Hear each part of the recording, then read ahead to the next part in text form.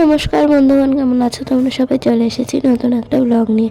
আর আজকের ব্লগে অনেক দিন পর আমি এরকম একটা চুড়িদার পরে কোথাও বাইরে বেরাচ্ছি। অনেক দিন পরা হয় না, কারণ এই জামাটা পরলেই আমাকে রিয়া আর আমার কিছু বন্ধু বান্ধব আছে যারা বলে যে প্রীতি তো রেডি কবির সিং কই, এই কারণে আমি এই জামাটা বেশি পরতাম না। আর কখনো যদি কোনো সেরকম শোক মানে খারাপ লাগলে শুনলেও, মানে শ্রাদ্ধ বাড়ি বা এরকম কোনো দুঃখের বাড়িতে গেলেই তখনই পড়তাম। আর ম্যাক্সিমাম টাইম পড়লেই আমাকে ওরকম কথা শোনাতো যে কবির সিং কই, প্রীতি তো এখানে সেজে গুজে রেডি। তো যাই হোক, সেদিন আমি বেরিয়ে পড়েছিলাম মামার বাড়ি যাওয়ার উদ্দেশ্যে, কারণ সেদিন ছিল আমার বড় মার বাৎসরিক। বড় মা মানে আমার দিদার মা, সেই কারণে গেছিলাম মামা বাড়িতে। কারণ ওখানে মা, মাসি, মাসির মেয়ে সবাই এক জায়গায় হচ্ছিল, এই সুযোগটা হাতছাড়া করতে চাইনি।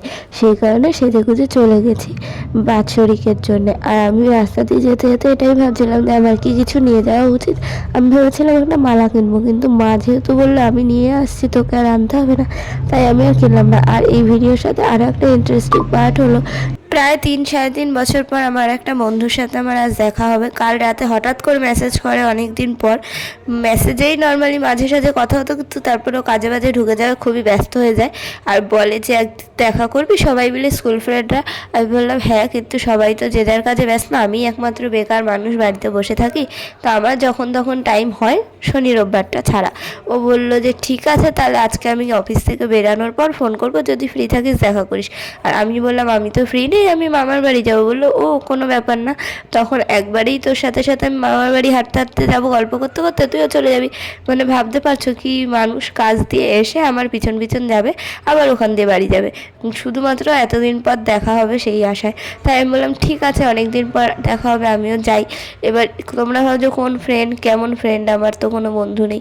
তো বলতে গেলে স্কুল লাইফে মানে 11-12 আমার দুটোই বন্ধু ছিল, একটা ফাল্গুনি আর একটা মোটা মোটা, মানে ওর নাম আকাশ।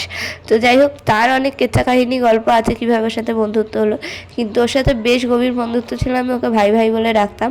তো যাই হোক, তো চলো, আমরা তো সবাইকেই ভাই ডাকি, মেয়ে হোক বা ছেলে। তো ও রাস্তায় দাঁড়িয়েছিল, জগৎপুরেই ওর বাড়ি, আর আমার বাড়িও জগৎপুরে একটু ভিতরে, প্রায় কাছাকাছি বাড়ি। তো ও বললো ঠিক আছে আয়, কালী মন্দিরের সামনে আমরা হাঁটতে হাঁটতে যাই। তো ও তো আমার মামার বাড়ি চেনে না, তো আমি ওকে যেদিক দিয়ে নিয়ে যাবো সেদিক দিয়ে যেতে হবে। চাইলে আমি ওকে কিডন্যাপও করে 1 লাখ টাকা 2 লাখ টাকা ওর বাবা মার কাছে দাবি করতে পারি। যাই হোক, এটা আমি এমনিই বললাম। তো এতদিন পর যোগাযোগ হওয়ার পর জানতে পারি না ওর আছে ফেসবুক আইডি, না আছে ইনস্টাগ্রাম আইডি, না টুইটার বা কোনো কিছু। টুইটার আমারও নেই, আমি কথার কথা বলছি, কোনো কিছু না। মাঝে সাঝে হোয়াটসঅ্যাপে অন হয়। বাবু এখন মানে হাইফাই লেভেলে পৌঁছে গেছে, তো সেই কারণে এইসব করে না, বলে ওইসব করলেই মেয়েরা খালি মেসেজ করে প্রপোজাল দেয়, তাই আমি পাত্তা দেবো না বলে আমি ওইসব চালাই না। তো যাই হোক, এতদিন পর দেখা হয়, এটা জানতে পারলাম যে ও বেশ ভালো কাজ বাজ করছে, ওর লাইফে অনেক উন্নতি হয়েছে, যেটা শুনে আমারও ভালো লাগলো। যতই হোক, বন্ধু বান্ধবদের ভালো হলে তো নিজের ভালো লাগেই। তো এখানে দাঁড়িয়ে দাঁড়িয়ে আমরা কথা বলছিলাম, এই জায়গাটা ঠিক আমার মামা বাড়ির গেটের পাশেই। এবারে দেখো, একটা ছেলের সাথে দাঁড়িয়ে কথা বলছি, তাও আবার আমি, যে কিনা ঢেঁড়স কোম্পানি, যার সাথে কেউ মেশে না। এবার সবাই দেখছে, সেটা নিয়ে একটা কীরকম বিষয় হয়। তো সবার আগে ছোটো মামি বেরিয়ে দেখেছে, তারপর বড় মামি আসছে, সবাই লাইন দিয়ে দেখছে, আমাকে ডাকছে। এবার ও যেহেতু হসপিটালে কাজ করে, তো সেইখান থেকে এসে বেরাতে পারবে না, মানে কোথাও ঢুকতে পারে না, সেই কারণে হসপিটালে জামা কাপড় পরে ও বলছিল বাইরেই দাঁড়াই, আন্টি আসবে দেখা যাবে। আমি তাই বললাম ঠিক আছে দাঁড়া, আমার মা আসবে। তো বললো তোর মায়ের সাথে তো কখনো দেখা হয়নি। আন্টি না, ও কাকিমা বলছিল, আমি একটু বেশি বাড়িয়ে বললাম। মাঝে মাঝে মধ্যেও এমন ইংলিশ বলে, আমি গুগল ট্রান্সলেট করে ওর মেসেজে রিপ্লাই দিই। যাই হোক, কী করা যাবে, হাইফাই মানে শিক্ষিত বন্ধু, আমি অশিক্ষিত রয়ে গেছি। তো ওখানে কথা বললাম, মায়ের সাথে আলাপ করলো, তারপর বাড়ি এলাম। অনেক দিন পর দেখা হয়, খুবই ভালো লাগলো, পুরোনো অনেক স্মৃতি মনে পড়ে যাচ্ছিলো যে স্কুল লাইফে আমরা কী কী করতাম। তো যাই হোক, তারপর ঘরে চলে এলাম, ওর মতো বাড়ি চলে গেল। আর এখানে মা সবার জন্য মালা এনেছিল, দাদু, বড় মা, মায়ের দাদুর মা, সবার জন্য এনেছিল, সবাইকে একটা একটা করে মালা পরিয়ে দিচ্ছে। আর আমি খাটে বসে বসে দেখছিলাম। আর এই দিনটাই হলো এমন একটা দিন, যেদিন আমি পুরো সুস্থভাবে সেজে গুজে গেছি। ঠিক আছে, তার আগে আমার শরীরে কোনো সমস্যা ছিল না, মানে এমনি ঠান্ডা কাশি যেগুলো লেগেছিলো ডাক্তার দেখাচ্ছিলাম, ঠিক আছে, এমনি শরীর কিন্তু সুস্থ ছিল।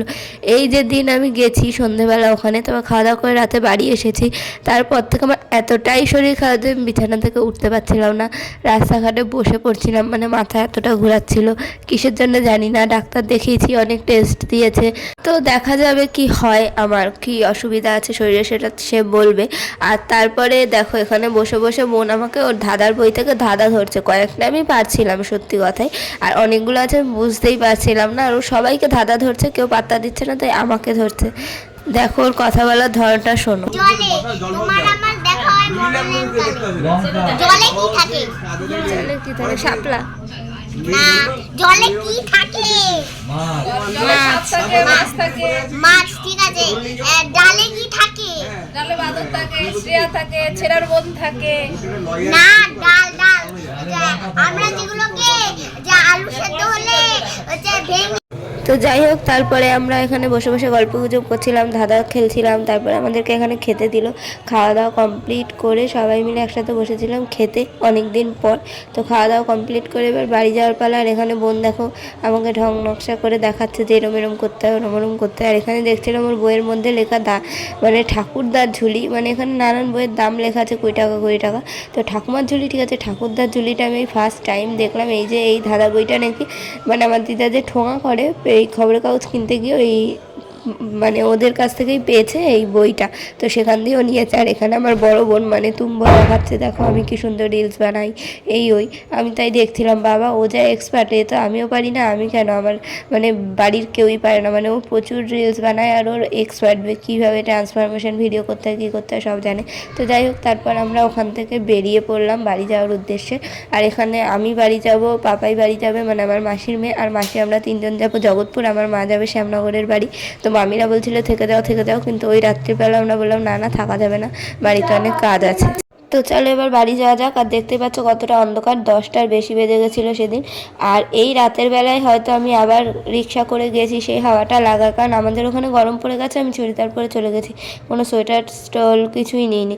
এবার সেই কারণে হয়তো হাওয়াটা লেগে আমার আবার ঠান্ডাটা লেগে গেছে। এমনিই ঠান্ডা ছিল, তারপর জ্বর চলে এসছে। আর কি হবে, মানে সামনেই ঘুরতে যাওয়ার প্ল্যান ছিল আমাদের, সে ঘুরতে যাওয়া হবে কি হবে না আমি তাই এখন ভাবছি।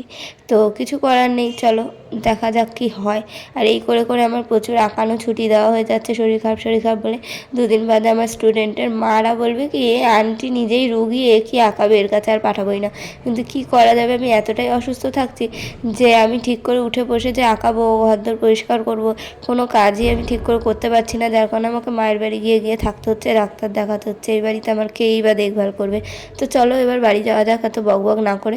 আর এই রাস্তার ভিডিওটা দেখানোর কারণ হচ্ছে এখান দিয়ে যেতে গেলে আমার বন্ধু মানে যার সাথে আমি দেখা করলাম আকাশ, তার বাড়ি এখানে পড়ে, তাই আমি ভাবলাম সেটা দেখাবো। এর আগেও অনেক কিছু বলেছি ওকে নিয়ে একটা ভিডিওতে। তো যাই হোক, চলো আজকেও তোমাদের সাথে কিছু পুরনো কথা শেয়ার করি। তো ওদের বাড়ি হচ্ছে জগৎপুরের ঠিক একটা সিনেমা হল আছে পুরনো দিনের, যারা এখানে থাকো তারা জানো। সেই সিনেমা হলটার উল্টো দিকে, মানে সিনেমা হলে এখন কাঠকুটো কী সব রাখা থাকে, কোনো সিনেমা চলে না বা ওই হলটা বন্ধ হয়ে গেছে, ওখানেই ওদের বাড়ি। আর ওখানে আমরা স্কুল থেকে মাঝে মধ্যেই আমি আর ফাল্গুনি দৌড়াতে যেতাম, যেদিনও আসতো না বা একসাথেই বেরাতাম। ও আগে বাড়ি ঢুকে জামা প্যান্ট ছাড়তাম, আমরা ঘুরঘুর করতাম কতক্ষণে ও বেরাবে।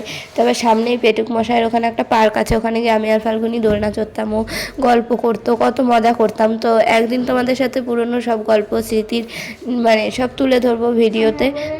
হ্যাঁ, এত শরীর খারাপের মধ্যেও আমি ভয়েস দিয়ে তোমাদের সাথে ভিডিও শেয়ার করছি যাতে আমার মনটা একটু ভালো থাকে, অন্যদিকে ডাইভার্ট হয়। আর তাছাড়া হচ্ছে গিয়ে যাতে সবাই বিশ্বাস করে আর বুঝতে পারে যে সত্যি আমার শরীরটা খারাপ, এমনি নয়। আর তাছাড়া কি বলো তো, রান্নার চ্যানেলে একদমই ভিডিও করা হচ্ছে না, কারণ উঠতেই পারছি না, রান্না কী করবো। আর মাও সেরকমভাবে এখন আমার সেবা যত্ন করতে ব্যস্ত, রান্না কী করবে, শরীর প্রচণ্ড খারাপ, না বললে দেখলে বুঝতে পারবে না। আর সেই কারণেই আমি ভাবলাম এই ভিডিওগুলোতে কষ্ট করে একটু ভয়েস দিই। আর ভিডিওগুলো যদি ভালো লেগে থাকে লাইক কমেন্ট শেয়ার সাবস্ক্রাইব করে দিও। সবাই সুস্থ থেকো, ভালো থেকো আর আমার পাশে থেকো, এভাবেই সাপোর্ট করো। আজকের মতো টাটা।